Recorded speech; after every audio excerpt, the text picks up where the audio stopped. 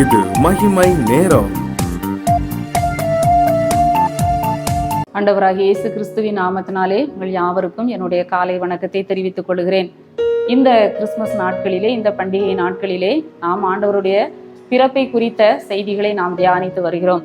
இந்த நாளிலும் நாம் தியானிக்கும்படியாக தெரிந்து கொண்ட வேத வசனம் மத்தேயு 1:21. அவள் ஒரு குமாரனை பெறுவாள், அவருக்கு இயேசு என்று பெயரிடுவாயாக, ஏனெனில் அவர் தமது ஜனங்களின் பாவங்களை நீக்கி அவர்களை ரட்சிப்பார். இயேசு என்ற பெயருக்கு இரட்சகர் என்ற அர்த்தமாம்.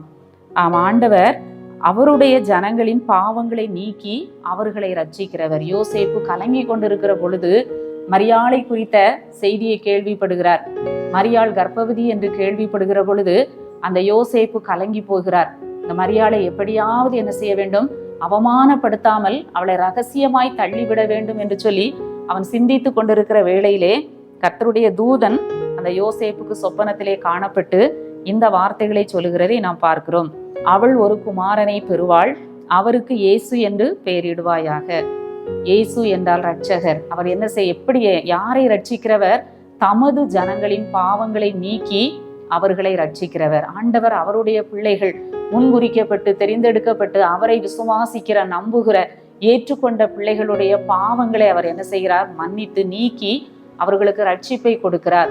பாவ மன்னிப்பை கொடுக்கிறவர் மாத்திரமல்ல, ஆண்டவர் அவர்களுக்கு ரட்சிப்பை கொடுக்கிறார், ஒரு விடுதலையை கொடுக்கிற தேவனாக இருக்கிறார். ஆண்டவரை குறித்து அருமையான ஒரு வசனம், இதோ உலகத்தின் பாவங்களை சுமந்து தீர்க்கிற தேவ ஆட்டுக்குட்டி. இந்த உலகத்திற்கு ரட்சிப்பை கொடுப்பதற்காக, மனுமக்களை பாவத்தில் இருந்து விடுவிப்பதற்காக இயேசு கிறிஸ்து இந்த உலகத்திலே ஒரு மனிதனாக அவர் தோன்றினார். மட்டுமல்ல, பூமியிலே பாவங்களை மன்னிக்க மனுஷகுமாரனுக்கு அதிகாரம் உண்டு. அந்த திமிர்வாத காரனை அந்த 4 பேர் படுக்கையோடு அவனை சுமந்து கொண்டு வருகிற பொழுது ஆண்டவர் சொல்லுகிறார், உன் படுக்கையை எடுத்துக்கொண்டு நட, உன் பாவங்கள் உனக்கு மன்னிக்கப்பட்டது என்று சொல்லுகிற பொழுது அங்கே இருந்தவர்கள் எல்லாரும் முறுமுறுக்கிறார்கள்.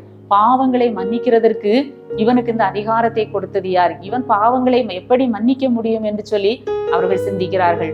ஆனால் ஆண்டவர் சொல்லுகிறார், உன் பாவங்கள் உனக்கு மன்னிக்கப்பட்டது. இந்த பூமியிலே நம்முடைய பாவங்களை மன்னிக்கிற ஒரே ஒரு தெய்வம் உண்டு என்று சொன்னால் நம்முடைய ஆண்டவராகிய இயேசு கிறிஸ்து மாத்திரம்தான்.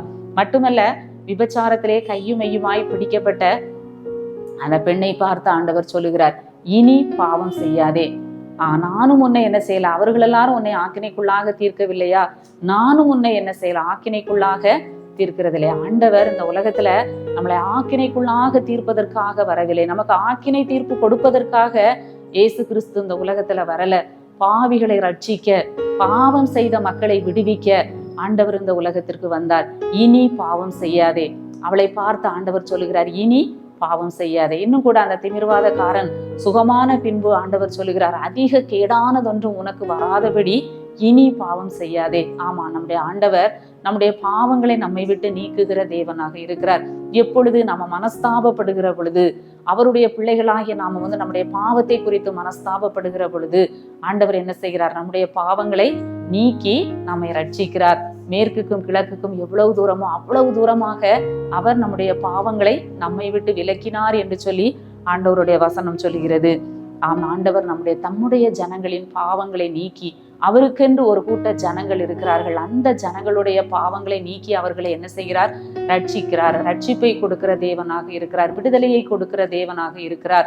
அவர் இந்த உலகத்திற்கு வந்ததன் நோக்கமே, இயேசு கிறிஸ்து இந்த உலகத்திற்கு வந்ததன் நோக்கமே பாவ மன்னிப்பு. இன்றைக்கு பாவ மன்னிப்பை தேடி அநேக ஜனங்கள் அலைகிறதை பார்க்கிறோம். ஒரு சிலர்கள் என்ன நினைக்கிறார்கள்? என்னிடத்துல எந்த பாவமும் கிடையாது, தன்னை குறித்து எண்ணுகிற பொழுது நான் நீதிமான், என்னிடத்திலே பாவம் இல்லை என்று சொல்லி எண்ணுகிற கூட்டங்கள் ஒரு சிலர் இருக்கிறார்கள். ஒரு சிலர் என்ன செய்கிறார்கள்? குற்ற உணர்வுனால, பாவ உணர்வுனால, நான் இந்த தவறை செய்து விட்டேனே, நான் ஒரு பாவி என்று சொல்லி பாவ உணர்வோடு வாழ்கிற மக்கள் இருக்கிறார்கள். ஆனால் இயேசு கிறிஸ்து மெய்யான விடுதலையை கொடுக்கிறவர், பாவ மன்னிப்பை கொடுக்கிறவர்.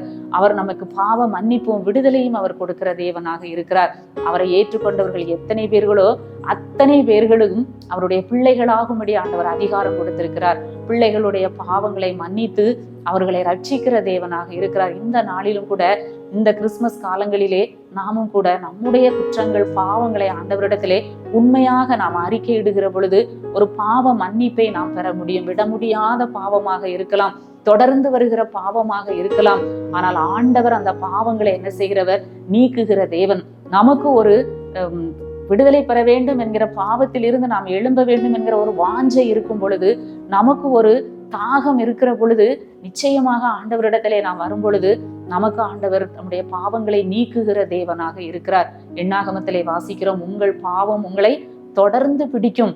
ஆமா, அந்த தொடர்ந்து வருகிற அந்த பாவத்தில் இருந்து, அந்த சாபத்தில் இருந்து ஆண்டவராகிய இயேசு கிறிஸ்து நம்மை ரட்சித்து நமக்கு விடுதலை கொடுக்கிற தேவனாக இருக்கிறார். அதற்காக ஆண்டவர் இந்த உலகத்திற்கு வந்தார். ஆமா, அந்த விபச்சாரத்திலே கையும் மெய்யுமாய் பிடிக்கப்பட்ட பெண்ணை, கல்லறிந்து கொல்லப்பட வேண்டிய பெண்ணையும் கூட ஆண்டவர் என்ன செய்கிறார்? அவளுடைய பாவங்களை நீக்கி அவளுக்கு ஒரு வாழ்வை கொடுத்து, இனி பாவம் செய்யாதே என்று சொல்லி அவளுக்கு ஒரு ரட்சிப்பை, ஒரு விடுதலையை கொடுத்து ஆண்டவர் அவளை வாழ வைத்ததை நாம் பார்க்கிறோம். நாமும் கூட நம்முடைய வாழ்க்கையிலே இருக்கிற பாவங்கள், விட முடியாத பாவங்கள், ரகசிய பாவங்கள், நம்முடைய அக்கிரம சிந்தைகள், நினைவுகள், ஆண்டவருக்கு பிரியமில்லாத காரியங்களை நாம் ஆண்டவரிடத்திலே அறிக்கையிடுகிற பொழுது, நாம் இதிலிருந்து நான் விடுதலை பெற வேண்டும் என்று சொல்லி நாம் வாஞ்சிக்கிற பொழுது, அவர் ரட்சகர் என்று சொல்லி நாம் விசுவாசிக்கிற பொழுது, மெய்யாகவே அவர் என்ன செய்கிறார்? எல்லாருடைய உலகத்தின் பாவங்களை சுமந்து தீர்க்கிற ஒரு தேவ ஆட்டுக்குட்டி. நிச்சயமாக அவர் விடுதலை கொடுப்பார், ரட்சிப்பை அருளுகிற தேவனாக இருக்கிறார். நாமும் கூட ஆண்டவரிடத்திலே நம்மை தாழ்த்தி, ஆண்டவரே, ஒருவேளை அந்த பிள்ளைகள் பாவத்திலே வாழ்ந்து கொண்டிருக்கலாம், கணவன்மார் பாவத்திலே வாழ்ந்து கொண்டிருக்கலாம், குடும்பத்தில் உள்ளவர்கள் அவங்க பாவம் செய்து கொண்டு பாவத்திலேயே அவர்கள் பாவ வாழ்க்கை வாழ்ந்து கொண்டிருக்கலாம். ஆண்டவரிடத்திலே நாம் ரட்சிப்புக்காக, அவர்களுடைய விடுதலைக்காக நாம் ஜெபிப்பது நம்முடைய கடமை. ஆண்டவரே, அவர்களும் அந்த பாவ மன்னிப்பை பெறட்டும், அவர்களும் உங்களுடைய ரட்சிப்பை பெறட்டும் என்று சொல்லி நாம் ஆண்டவரிடத்திலே நாம் ஜெபிப்போம். எங்களை நேசிக்கிற நல்ல ஆண்டவரே, இந்த காலை வேளைக்காக உம்மை துதிக்கிறோம், உம்மை ஸ்தோத்திரிக்கிறோம் சுவாமி. ஆண்டவரே, இந்த நல்ல மகிழ்ச்சியான பண்டிகை நாட்களுக்காக உமக்கு நன்றி செலுத்துகிறோம். ஆண்டவரே, எங்களுடைய பாவங்களை நீக்கி நீர் எங்களை ரட்சிக்கிற தேவனாக இருக்கிறீர். ஆமாண்டவரே, ரட்சிப்பை கொடுப்பதற்காக, பாவ மன்னிப்பை கொடுப்பதற்காக, விடுதலை கொடுப்பதற்காக இந்த உலகத்துக்கு நீர் கடந்து வந்தீர் சுவாமி. ஆண்டவரே, பாவ உணர்வோடு ஆண்டவரே, நாம் குற்றவாளிகள் என்ற எண்ணத்தோடு உடைய சமூகத்துக்கு வரும்போது உம்மிடத்திலே எங்களுக்கு விடுதலை உண்டு சுவாமி. அப்படிப்பட்ட ஆண்டவரே எண்ணத்தோடு, பாவ மன்னிப்பிற்காக ஆண்டவரே உணர்வுள்ள இருதயத்தோடு ஜெபிக்கிற ஒவ்வொருவர் மேலும் உங்க கிருபையை விளங்க பண்ணுங்க சுவாமி. ரட்சிப்பை கட்டளையிடும் மீட்பர் இயேசு கிறிஸ்துவின் மூலம் ஜெபிக்கிறோம் நல்ல பிதாவே, ஆமென்.